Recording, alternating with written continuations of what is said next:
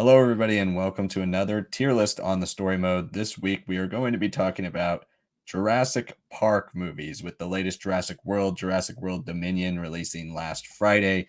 I saw it, and I kind of wanted to talk about these movies a little bit, just in a tier list format. I felt like that was a good way to discuss all six of these movies that vary drastically in quality. So before we do so, please hit a like button down below, subscribe to the channel, and also comment below, let me know how you would rank the Jurassic movies down below in the comments. I always respond to all your comments, so let me know about all those down below. So now to get into the actual tier list here, bring it in. I didn't put quotes on this one. I just kept it simple, S, A, B, C, D, F. So obviously with tier lists, they're always subjective to the content specifically. So an S tier in Jurassic Park tier list might not be an S tier in every franchise tier list. Same with F. It might not be like the absolute worst movie ever. It might be a D in another tier list. But in the context of the Jurassic Park franchise, that is how these will be rated. So they will be rated in release order. So we're starting with Jurassic Park, the one that started it all. There's not going to be too much to say about Jurassic Park. I think you all know where this one's going. Jurassic Park is S tier. It's a fantastic science fiction thriller, has so many great elements of horror, sci-fi, and really there's such a perfect pacing and thrill to it. You can tell how both Spielberg incorporates elements of what he does in Jaws, but also builds on that suspense thriller angle. He had done so many more action films along the way, and he adds some of that expertise that he learns in the Indiana Jones franchise and some of the more tense scenes he learns how to do things in those films, and then adds that into Jurassic Park. Everything here is fantastic. Great early CG work as well. It was such a milestone for early CG visual effects. This movie is just one of the best action, sci-fi, thriller, horror film combos that has ever existed and ever will exist. It's still the benchmark for this franchise. Absolutely the S tier, and that's not going to surprise anyone. I feel like if anyone has a Jurassic Park tier list and Jurassic Park is not their S tier or their number one in the top six or whatever, they really, yeah, I would be absolutely shocked. It's by far the best film out of all of these. There's no question. It's not even close. So then we get into The Lost World Jurassic Park, which is a film that got mixed critical reviews when it came out. Then kind of as Jurassic Park 3 came out and the rest of Jurassic Park franchise kind of fell to the wayside for a long period of time, it was a film that got more maligned as time went on, and people have often forgotten about this film that it even exists. And it's not necessarily one of my favorite films in general, but I think because it's directed by Steven Spielberg, there is a competency to this film that a lot of the other films in the Jurassic Park franchise absolutely don't have. Steven Spielberg's able to still bring a lot of the magical elements out of this film that were in his original Jurassic Park. Obviously, The Lost World is not even close to Jurassic Park. Otherwise, it'd be talked about a lot more like the original was.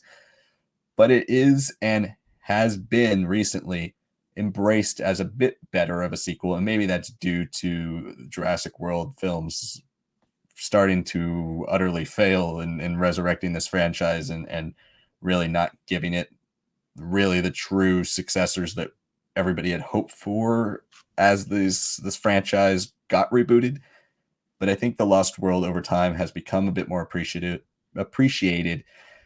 and it is a serviceable movie. I don't think it's great by any stretch of the imagination. I think it's a fine film that does some things well, other things not. The ending is something that I both love and dislike. I think that's a lot of The Lost World for me. There's a lot of elements that I really like. There's also an element to it and really an air to it that feels unnecessary. Like it's not really a sequel that needs to exist. I think that's part of what the rest of this whole franchise really has felt. But I guess in terms of its competency in filmmaking, in terms of its enjoyableness, the character moments, that Spielberg feel, that magic that really comes with Spielberg direction, The Lost World is easily the second best Jurassic Park film. So I'm not going to put it in A because I don't think it's even close to an A film, but I think I'm going to put it in B because I think it's a decent movie. I'm not even going to say a really good movie. I think it's just an okay movie. But in the realm of the Jurassic Park franchise, it's up there for me amongst the rest of the franchise. So now we get into Jurassic Park 3, which really is rock bottom for this franchise. It's about 90 minutes long. It When you talk about Lost World feeling a bit unnecessary, or like the story didn't really need a sequel, like it didn't need expanding upon, and then you look at Jurassic Park 3, you're like, this is the truly unnecessary sequel. It meanders along, it flounders for really any real purpose. It's a movie that's not very well paced. It's not, the story is not told in a sufficient manner. It's just all over the place. And getting Sam Neill back is one of the more redeeming qualities to it. Also, William H. Macy is in here, but most people forget he's even in this film. It's very I wanted to say mediocre, but it's not even mediocre. It's just bad. It's not a good film, not at all. There are occasional set pieces that make you wish they were handled as a bit more competent director, handled in a sense that could have been really spectacular if Steven Spielberg was filming this film, but he wasn't. So really, it is a disaster on all fronts. It's definitely F. It's not good at all. Jurassic World. So this is another one, broke the record at the time in 2015. It broke the record that Avengers held from 2012 in 2015 for best opening weekend domestically of all time. It was later surpassed by Star Wars The Force Awakens later that year. 2015 was the era of sequel reboots with Jurassic World. We also had Creed and Star Wars The Force Awakens, where you get these movies that try to embrace what made the franchise great and add some of its own new, unique elements that further progress the story along, but take heavy inspiration from original source material. And Jurassic World is, I argue, probably the most aligned with that, even more so than The Force Awakens or even Creed, where it doesn't add too much that's really new to it. It tries at the beginning to embrace some new elements. I do like that the theme park actually opened, but again, like story wise, it doesn't really make sense why anyone would ever try that again. It utterly failed in Jurassic Park, and it doesn't really make sense why somebody would try to build that again or would be allowed to build it again, but they do. And I think it's a movie that really has nothing too memorable about it. There's no real fantastic scene. Even the dinosaurs that are built up to be even bigger bads than the T-Rexes were in the original film, they're okay. And ultimately, they're a pawn for giving us a nostalgia kick for seeing them fight other dinosaurs that we already have attachments to from the original source material and the original films. And ultimately, they're beaten by our original dinosaurs. So it's just kind of a villain of the week type feel to it. Chris Pratt, anything special? He's your typical action hero who does some cool things with the dinosaurs. I like the Velociraptor pack. I think all that is kind of an interesting choice. But also the film is just, it plays so many things too safe. I wish it really went for it in a different direction. And Jurassic World, the other two, they do go for it in different directions, and maybe that's not the best thing. But Colin Trevorrow at least shows that he loves Jurassic Park in this film. It's definitely an homage to Jurassic Park, but doesn't even come close to that film in its quality, and does come across as a more forgettable version of that film rather than its own unique piece. I'm going to put it in C. I think it's right smack dab in the middle. It's one that I like to watch. And if it's on TV and I'm catching the second half, I like to watch the film, but it's nothing special and it's super forgettable. And I think that's why it belongs in C. So now we move into the second and third Jurassic World films.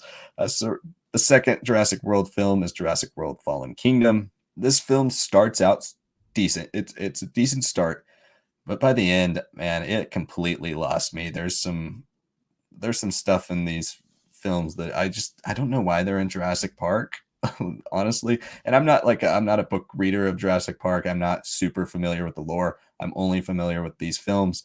So if you're somebody who's read Jurassic Park or is really into the lore of Jurassic Park, let me know down below. But I just, the cloning thing just completely lost me. The girl that's cloned, and the fact that it's even retconned in Dominion, and change, she's still a clone but changed even further. It's just that whole plot point just completely lost me, and then it adds to the cheesy speech that she gives. Oh, the dinosaurs are just like me, they were made in a lab. My god, I really do not like Fallen Kingdom. I feel like it falls flat in almost every way possible. And although by releasing the dinosaurs at the end, they gave us something different, something we've kind of all been wanting to see, but also the way they do it, it just feels so cheesy to me. This is a movie full of, every emotional beat in this film falls flat and feels cheesy, goofy, like I want to laugh um, in it, unfortunately. And I like J.A. Bayona a lot. I love some of the films he's done. He's done some really great work, but this is not for me. I think it's a better made movie though than Jurassic Park 3, but I'm actually going to put it in F. I really do not like Fallen Kingdom. It's not one of my, not even close to one of my favorite Jurassic Park films. So finally we get to the new one. We get Jurassic Park, or Jurassic World Dominion. What did I think about this? Well, I guess I get for a little mini review from me. It's a movie that has some really well directed action scenes. I actually like the action quite a bit. I know I've heard some people complain about shaky cam or some of the quick cut editing in some of the action scenes. I actually thought it helped ramp up the pace for some of the tenser moments, especially with some of the dinosaurs when people are sitting in cramped spaces and the dinosaurs are coming after them. I actually like the quick cuts. I thought it worked well. And I'm not a person who usually likes quick cut action scenes, but I thought the scenes, the motorcycle chase scene was really good. The one you keep seeing in the trailers over and over again. I thought all those scenes worked. Like there was a lot of pretty well staged action in here. The flaw with this movie though is the story is just absolutely ridiculous. It's, I mean, I guess it makes sense, but it's dumb. It just does not work. It's not well thought out at all. There are so many elements to this that just are so goofy when you sit back and think about it. And it's a movie, when I left the theater, I was like, okay, I didn't hate my time with that movie. Like Fallen Kingdom, I left like, this was so incomprehensibly dumb that I don't want to think about this anymore. Dominion, I left going, okay, I smiled a few times. I had some fun. I ate some popcorn. It was all right. And then the more I've thought about it, the more I thought about the story in general. Oh my gosh, the story for Dominion is just insanely stupid. Also, it's just like not as upfront in your face about it. If you've heard any reviews about this, I'm not going to spoil really too much about Dominion, but the main plot for Grant and Sadler Reed teaming up in this film is that the evil tech corporation who is creating the dinosaurs and creating all of the new farming technologies have created some locust that's eating wheat, is not using pesticides created by the same tech company, and our main characters are trying to stop them. It has nothing to even do with dinosaurs, so that's dumb to start with. But then on top of that, the other plot has nothing to do with dinosaurs either. It's Chris Pratt and Bryce Dallas Howard trying to rescue the clone daughter that they adopted from the last movie, who has been taken by such evil corporation. And yeah, it's just, oh my gosh, it's just really, really just, it's such a weird plot for a Jurassic Park movie. It doesn't really make any sense. And then it's window dressed with a lot of cool action scenes with dinosaurs. And that's when you start to get in the groove. You're like, okay, there were people in my theater clapping. There were people cheering when, our main characters reunite and our new characters see our main characters, which we've all seen those scenes in the trailer. There's not that many of them. There were people cheering and clapping, and I was in a theater full of people with Jurassic Park shirts, and everybody was excited, and I'm sitting there like, okay, this doesn't really make any sense, but okay, I'm smiling, I'm eating popcorn, everybody else is excited, let's go, let's do this. And then, yeah, sitting on this movie, it's gotten worse and worse and worse the more I've thought about it. I still think, since I had fun in theater, I'm not discounting that initial reaction, like right out of the theater fun factor, I'm definitely going to rank it higher than Fallen Kingdom. I think I'm going to drop it in D. But again, doesn't really have a smart story at all. The storytelling here is so bland and not thought out at all. Where Jurassic Park is so smart. There's so many layers to it. It's like every question you have, there's an answer. Dominion is just like, why did things happen? We need the plot to move. Oh, why are our characters getting grasshoppers, locusts? Dinosaurs are just here in this island randomly. Yeah, it's a mess. But I think I liked it a little bit more than Fallen Kingdom and Jurassic Park 3. Also, it's way too long. That's probably my biggest criticism out of anything. If it was an hour and 40 minutes and you can turn your brain off, that's one thing. But 2.5 hours and you have to turn your brain off that whole time, an hour and a half through this movie, I looked at my watch, I thought it was almost over. And I was like, oh my God, we still have an hour. So anyway, Dominion is not a great film. I don't think you should see it unless you are into Jurassic Park and a completionist, kind of like me, where you wanted to see all the films, but it's really not anything too interesting. But that's my Jurassic Park tier list. So obviously Jurassic Park S, I didn't put anything in A. The Lost World is slowly becoming more appreciated. It's getting my B, although it's not, I don't think it's one of Spielberg's best movies, and I don't think it's that great in general, but I think in the context of Jurassic Park, it's getting my B. Jurassic World, same thing, getting my C, even though I think it's an average movie. Dominion, I think, is a below average movie, but it's getting my D. And then F for Fallen Kingdom and Jurassic Park 3, which I don't think are like the worst of the worst movies ever in bottom barrel, but they're definitely bottom barrel for me in Jurassic Park movies. So thank you all so much for watching this tier list. Comment below, let me know what you thought of these films.